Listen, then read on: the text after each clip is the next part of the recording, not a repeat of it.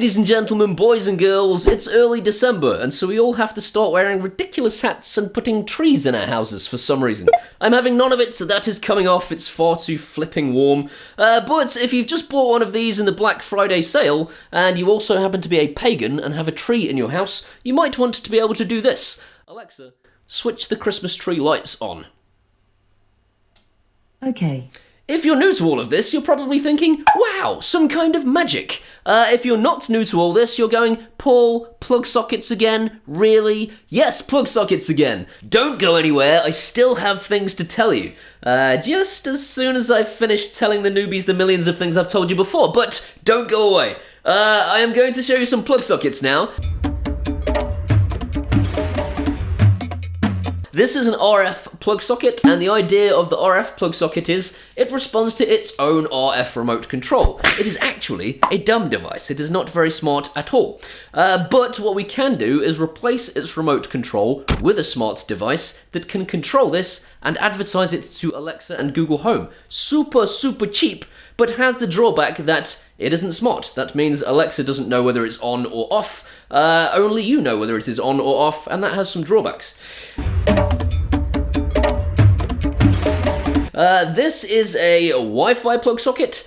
It is more expensive, and that's its first drawback. But one of its main advantages is you don't need to buy a separate hub to control it. You can buy a bunch of these, and they just work via the internet. It uses Wi-Fi the same way as your mobile phone or your laptop does.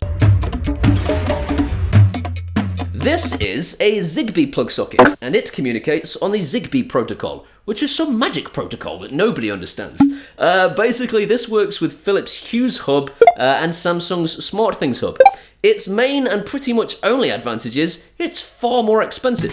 But if you're into the whole Philips Hue and SmartThings stuff, a lot cheaper than you'll get it from Philips or Samsung. So let's talk a little bit more about the cheaper option first. Here is a quick guide on how to get this one working with Alexa. We'll talk about these later.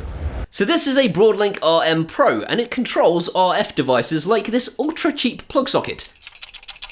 Really cheap plug socket.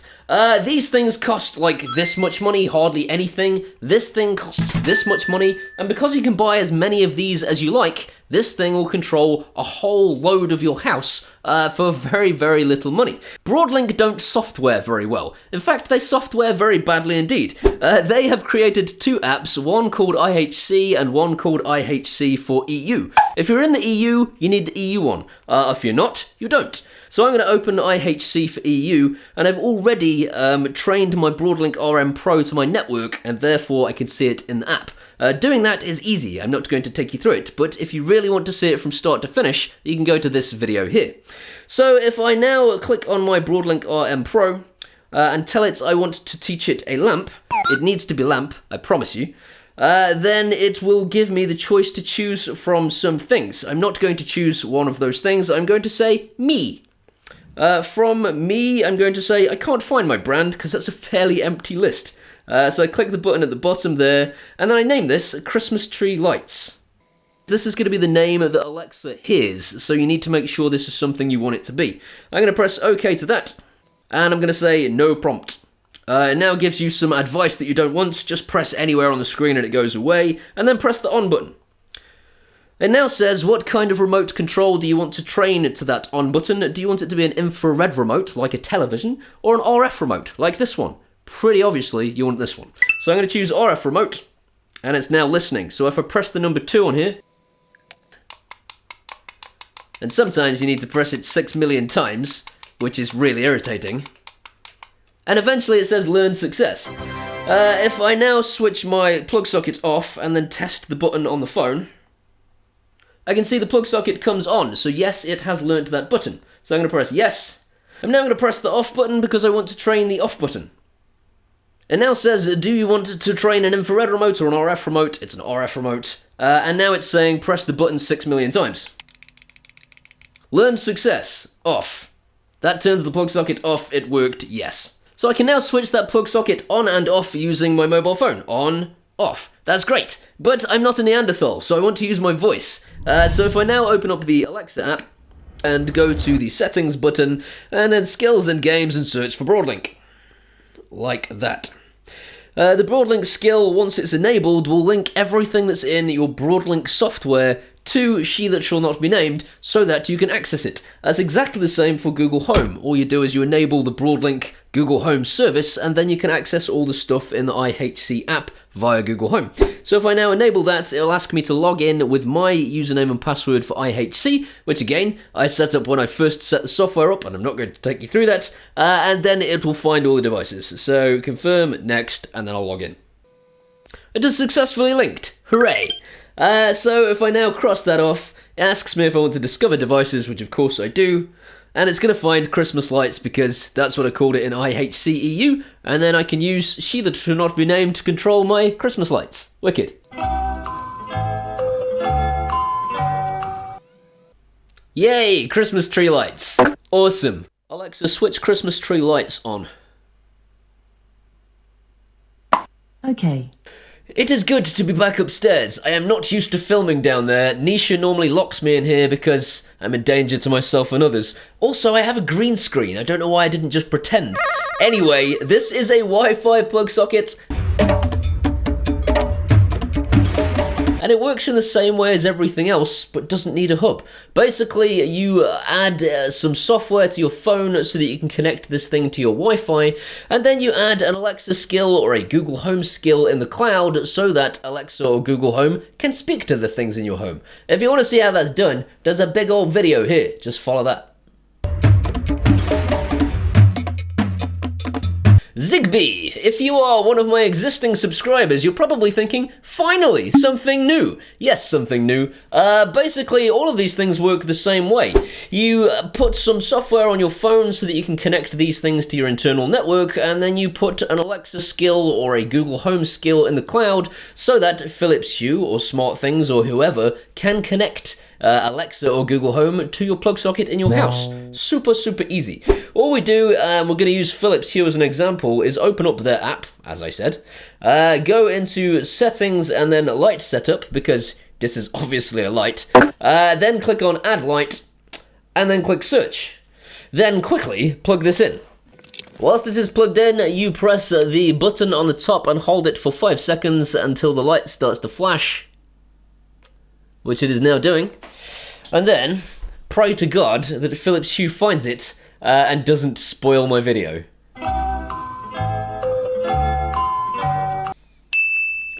And there it is, on/off light 1, which is a terrible name.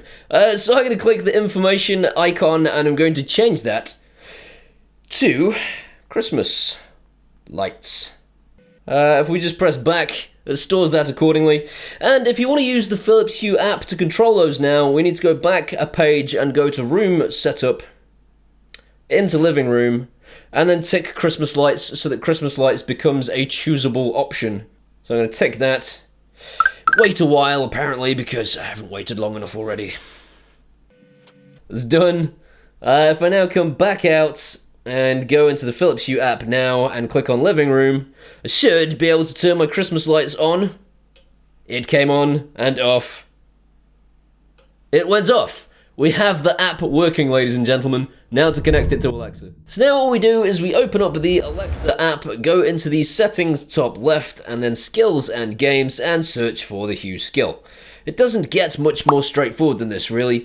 We are linking the Alexa Hue cloud, which contains all of my account data, to my Alexa here in my house, and therefore I can control all the things in my Hue account. I have already done so, and so I can't enable the skill. You will have the option to enable it, and it'll ask you for your logon details for your Philips Hue account. Once you're logged in, that's it. Job is pretty much done. We can then discover devices. So if we go to the button in the bottom right hand corner, go to the plus button because we want to add a device, obviously. Click on add device and then choose Philips Hue, which is very handily there. It should tell you need to press the button on the bridge. I'm going to go do that now. The button is pressed, so I'm going to press Discover Devices, and fingers crossed, it should now find a brand new device called Christmas lights.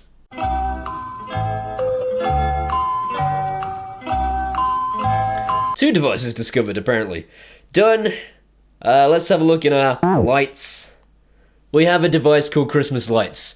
Voila! I can now use my voice to tell she that shall not be named to dial up the Christmas lights and the plug socket will be turned on. Brilliant.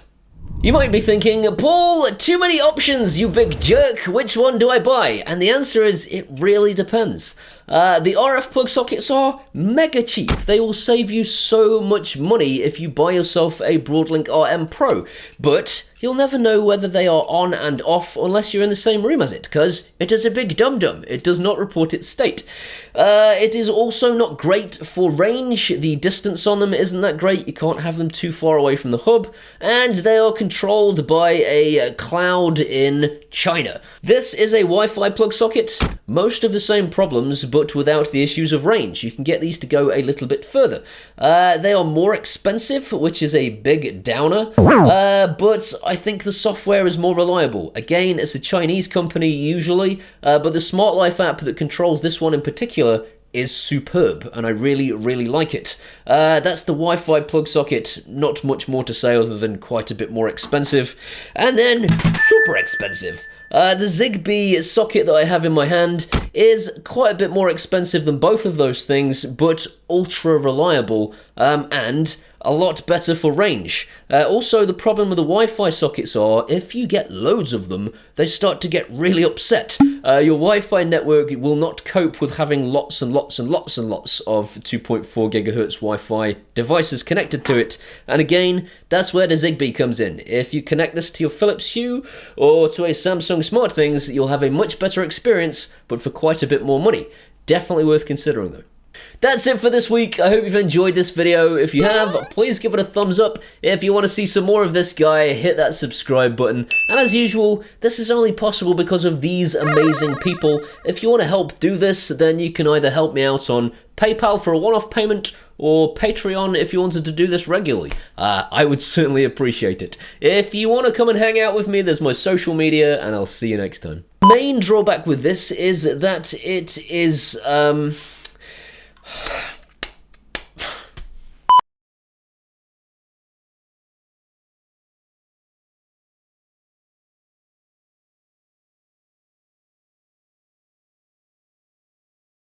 This is the dance of the robot.